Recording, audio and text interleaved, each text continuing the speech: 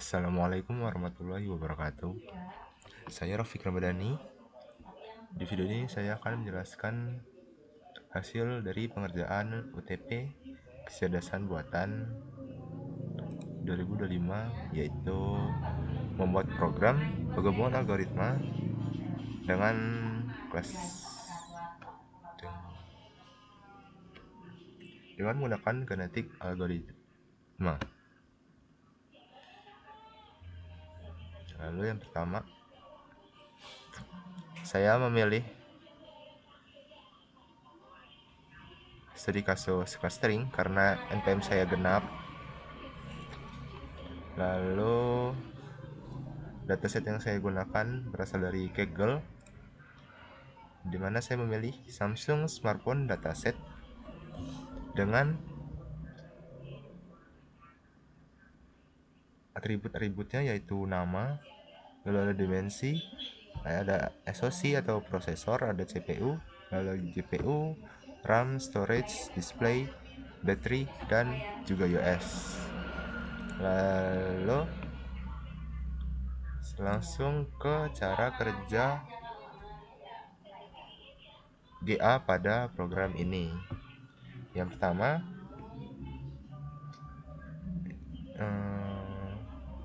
inisialisasi parameter. Di sini ada 3, yaitu population size dengan nilai 50, lalu generation dengan 30, lalu ada mutation rate dengan nilai 0,1. Lalu langkah selanjutnya yaitu create individual, di mana returnnya akan menghasilkan jumlah klaster acak antara 2 hingga 8 yang akan dinyatakan sebagai individu dalam populasi. Lalu selanjutnya ada fitness, di mana ini berfungsi untuk mengukur seberapa baik individu dalam memisahkan data. Lalu di sini juga menerapkan k-means dengan jumlah cluster sebagai parameter dan menghitung hasil hot score yang menilai kualitas pemisahan data. Semakin tinggi nilai ini, semakin baik individu tersebut. Lalu ada fungsi crossover, di mana ini menggabungkan dua parent untuk menghasilkan individu baru. Lalu fungsi ini juga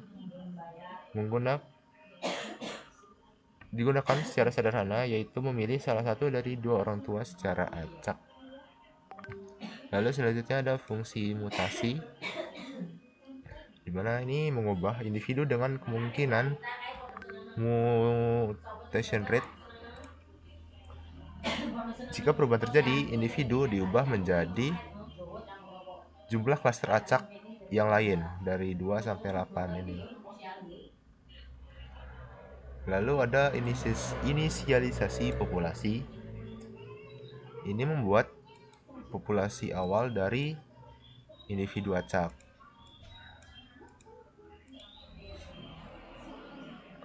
Lalu ada proses evolusi. Pada setiap generasi ini akan dihitung nilai fitness untuk setiap individu. Lalu mengurutkan individu berdasarkan nilai fitness dan simpan skor terbaik untuk analisis konvergensi, di mana akan disimpan individu terbaik ke populasi terbaru atau elitism. Lalu jika individu tidak cukup dalam populasi baru,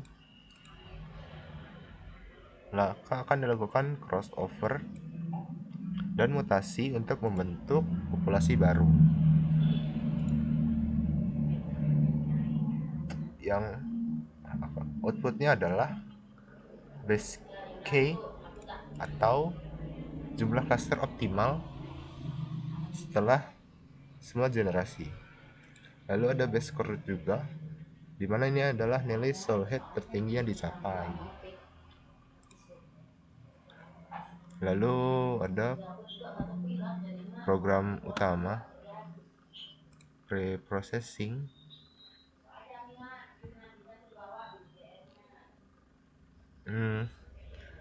dimulai dengan memuat data dari file CSV, lalu mengekstrak kolom tertentu. Di sini saya mengekstrak RAM dan storage. Lalu data dibersihkan dengan fitur drop-na. Yang dibersihkan adalah nilai kosong atau NNN dan dinormalisasi menggunakan standar scalar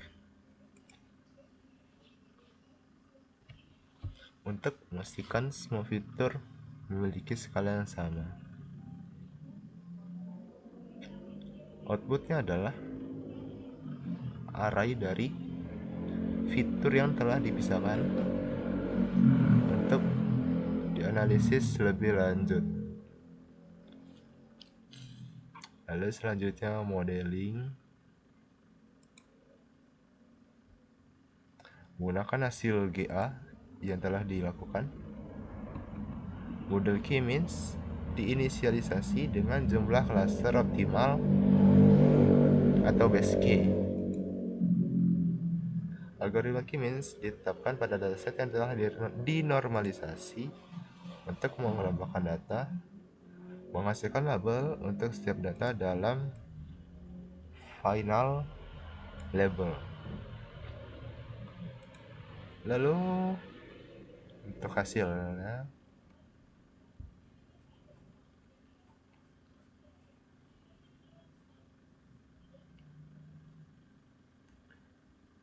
hasil clustering disimpan dalam variabel final label, di mana setiap label mewakili cluster untuk data pada dataset yang asli. Lalu hasil visualisasinya dan evaluasi model udah, tinggal visualisasi hasil. Grafik tersebut menunjukkan kemajuan Silhouette score yang tertinggi yang diperoleh seiring dengan bertambahnya generasi,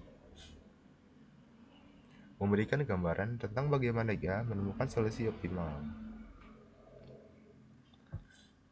Lalu hasil clusteringnya, scatter plot menampilkan distribusi data berdasarkan fitur dengan warna yang menunjukkan cluster yang berbeda.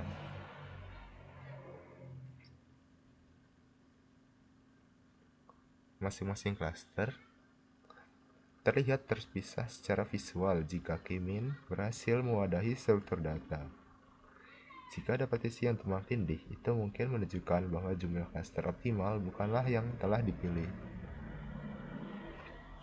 Lalu kesimpulan, jumlah cluster optimal adalah 8, lalu Silhouette score terbaiknya adalah 0,8252.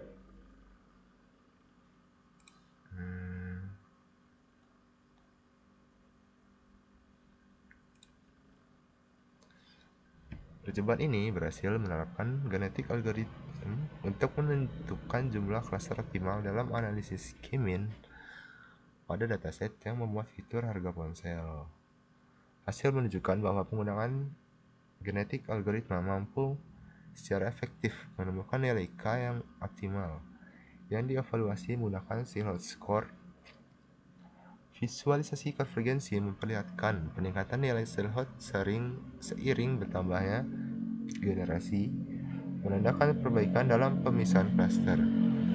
Hasil akhir visualisasi clustering menampilkan pemisahan yang jelas antar kelompok data, menunjukkan keberhasilan K-means dalam mengungkap struktur data. Secara keseluruhan, metode ini memberikan pendekatan yang kuat dalam optimalisasi clustering melalui kombinasi teknik evolusioner dan analisis statistik.